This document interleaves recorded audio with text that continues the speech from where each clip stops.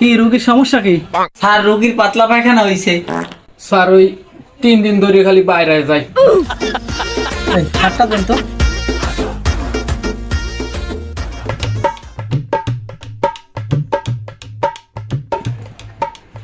রোগীর অবস্থা তো ভালো না, আমি কয়টা টেস্ট দিতে আসি, টেস্ট গুলো করাই আনবেন। এই এগুলো এখনই করাই আনবেন।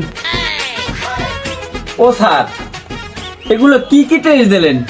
বেশি দিন নাই, রোগীর যে সমস্যা আর আগায় 4-5টা টেস্ট দিছি, রোগীর টেস্ট লাগে 13-14টা। এই তো আপাতত এক্স-রে দিছি, এমআরআই অফ ব্রেন দিছি, সিবিসি দিছি, চেস্ট এক্স-রে দিছি আর ইউএসজি অফ হোল অ্যাবডোমেন। এই কয়টা টেস্ট দিছি, এই কয়টা করাইয়া নেন, কারণ রোগীর অবস্থা তো ভালো না।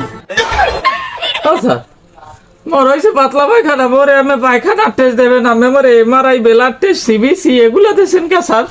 হ্যাঁ ডাক্তার কি তুই না মই? কি টেস্ট দিব তোর দ্বারা জিগাই দেওয়া লাগবে?